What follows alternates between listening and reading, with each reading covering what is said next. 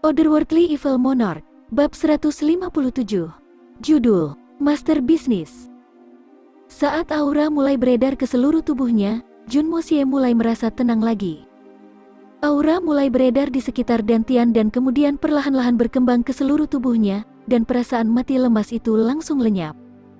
Namun, Junmo Xie masih sedikit hingar-bingar, dan saat dia mengumpulkan sepertiga dari energi yang dibutuhkan untuk menyelamatkan dirinya dari kesulitannya, dia menggunakan hukum Yin Yang Escape untuk mendorong dirinya keluar dari tanah. Hah! Junmo Xie menghirup udara segar sekali lagi saat kepalanya muncul dari tanah, meninggalkannya dengan perasaan kebangkitan. Saat dia dengan rakus menghirup udara lagi, dia mulai menyadari betapa manis dan nyamannya udara di atmosfer.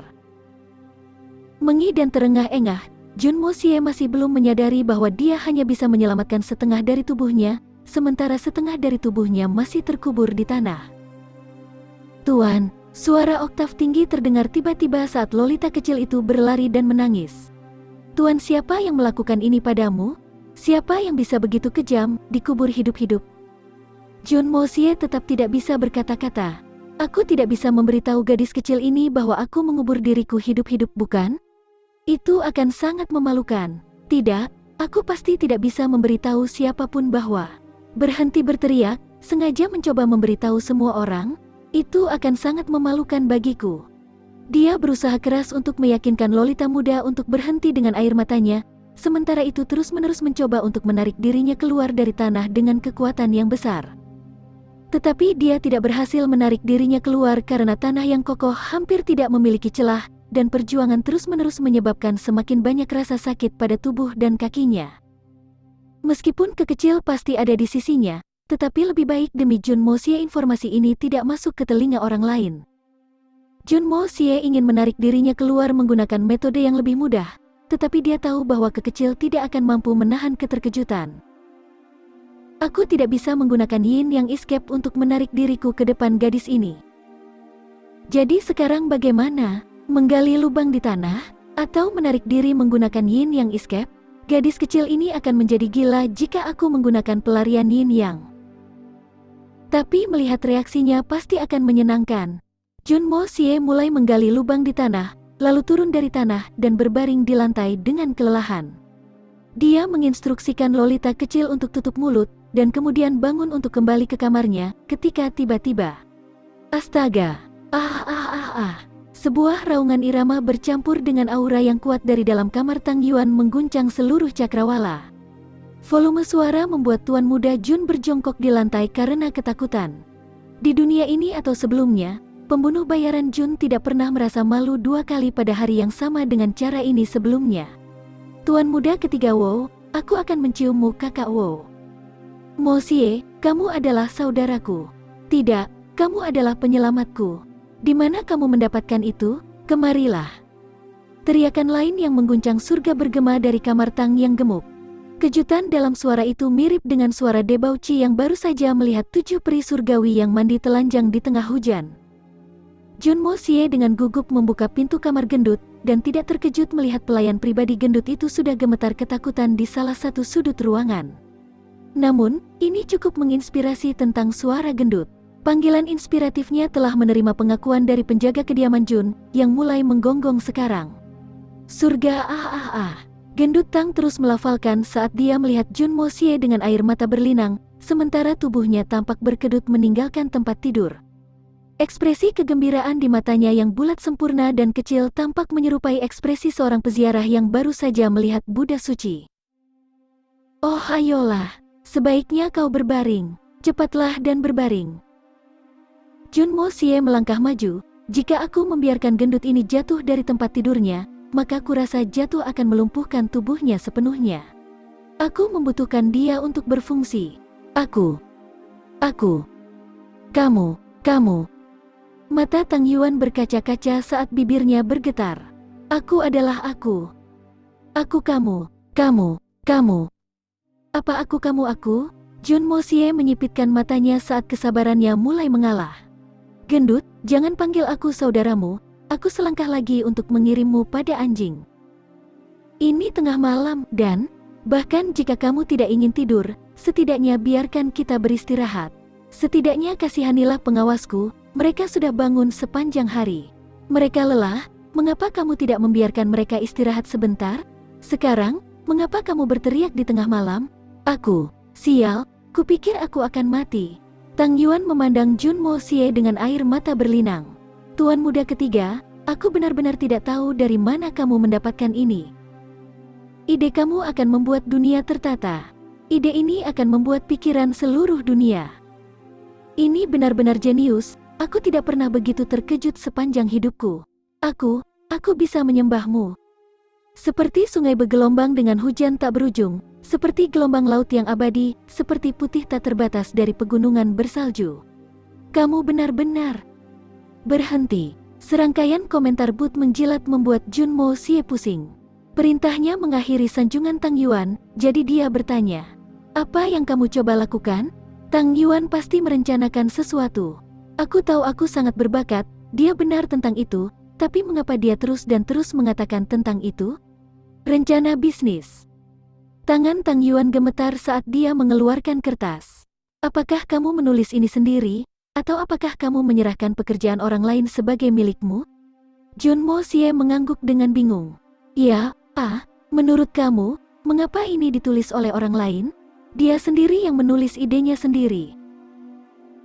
Jun Mo Xie sering perlu memainkan identitas orang lain di kehidupan sebelumnya, yang jelas mengharuskannya untuk memiliki pengetahuan tentang segala hal, seperti perencanaan, bisnis, pasar saham. Faktanya, Jun Mo Xie pernah berkelana ke sekolah bisnis bergengsi untuk mempelajari sesuatu. Dia bisa berbicara tentang hal-hal sederhana, tapi dia tidak bisa menjelaskan secara detail. Kamu bertanya apakah aku ada?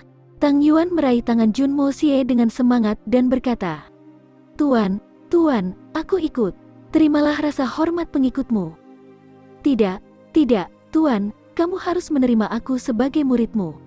Menerima aku sebagai murid. Jun Mo Xie tiba-tiba merasakan gumpalan massa melilit tangannya, dan dengan cepat mencoba melepaskan tangannya, tetapi tidak dapat melakukannya karena dia sudah sangat kelelahan. Dia benar-benar tidak pernah menyangka bahwa Tang Yuan akan memegang tangannya seperti itu adalah masalah hidup dan mati. Si gendut terus merobek dan memohon, Guru, kamu harus mengasihani aku. Terima aku sebagai murid. Gendut, jika kamu melakukan ini lagi, maka aku akan melemparkanmu ke dalam lubang hidup-hidup. Sekarang maukah kau melepaskan tanganku?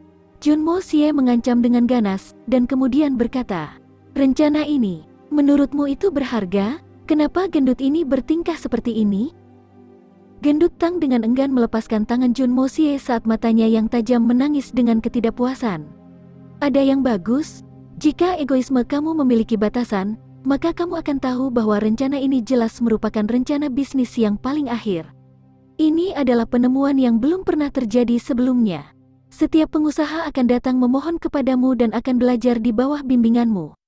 Kamu terlalu rendah hati saat ini, kamu adalah pembisnis jenius sekali dalam satu generasi. Gendut Tang menjawab dengan semangat. Apakah itu benar-benar bagus? Jun Mo Xie agak skeptis. Bagaimana aku bisa menjadi seorang jenius bisnis yang hebat? Lagi pula, dia tidak pernah benar-benar berbisnis dalam hidupnya, dan paling baik menyamar menjadi satu. Informasi ini adalah inti dari segala sesuatu yang dia dengar di kehidupan sebelumnya, dan dia berharap Tang Yuan akan dapat menentukan arahnya. Tapi dia tidak pernah mengharapkan reaksi seperti ini dari Tang Yuan. Jun Mo Xie tidak menyangka bahwa pengetahuannya yang rusak tentang bisnis dari dua masa hidupnya akan menerima reaksi semacam ini. Tidak ada pengetahuan yang buruk, tapi membual lebih dari yang kamu tahu itu lebih buruk. Tang Yuan menarik napas dalam-dalam 2 kali dan kemudian berguling ke bagian belakangnya. Meskipun membalikkan badan cukup menyakitkan baginya, dia menahan rasa sakit dengan wajah lurus. Tuan muda ketiga, cepat lihat pantatku dan beritahu aku jika masih berdarah. Aku merasa ingin muntah. Jun Mo Xie muntah dengan keras. Sial, kau tahu aku hanya menahanmu di sini karena kau tidak punya tempat lain untuk pergi, kan? Tang Yuan tiba-tiba mulai tertawa karena malu. Tahukah kamu, aku hampir tidak bisa makan atau minum akhir-akhir ini.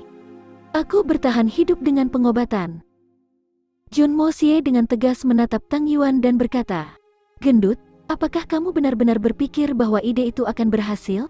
Percayalah kepadaku. Ini jelas merupakan tambang emas bagi seorang pebisnis. Dunia tidak akan pernah melihat rencana bisnis yang begitu hebat lagi. Kita hanya perlu mengikuti rencana bisnis ini, memodifikasinya sebaik mungkin, dan kamu serta aku akan menjadi pebisnis terkaya di seluruh dunia. Tang Yuan tampak sangat yakin. Tuan muda ketiga, selama kamu memiliki barang, Tang Yuan ini akan membuka toko di setiap sudut benua, dan bahkan binatang buas dari hutan Tianfa akan datang berbelanja dengan kita jika mereka memiliki uang untuk itu. Itu bagus. Jun Mo Xie menghembuskan nafas. Kamu akan mengatur semuanya sendiri mulai sekarang. Maksudku, kamu bertanggung jawab atas semua itu, pemasaran, pembelian tanah, konstruksi, pekerjaan, toko, keamanan, dan lain-lain. Jangan datang mencariku. Aku benar-benar tidak tertarik dengan semua ini. Jangan khawatir, aku mengerti, dan aku tidak akan mengganggumu. Kita akan segera meluncur di pegunungan emas dan perak. Tunggu dan lihat saja. Tang Yuan tampak sangat percaya diri, sementara matanya terus menatap kertas itu dengan takjub. Kalau begitu aku akan pergi dan tidur, dan kita akan bicara nanti besok. Jun Mo Xie mulai pergi. Keluar dari sini kalau begitu. Dan jangan ganggu aku akan bersenang-senang di sini. Tang Yuan melambai hampir seperti sedang melambai, sementara matanya masih belum lepas dari kertas. Betulkah? Kamu tidak menghormati aku seperti itu setelah memanggil aku gurumu. Kamu salah satu murid yang tidak patuh. Jun Mo Xie mengejek temannya, tetapi tidak menerima tanggapan apapun. Tang Yuan bahkan sepertinya tidak memperhatikan kehadirannya lagi. Si pembunuh bayaran Jun dengan getir meninggalkan ruangan.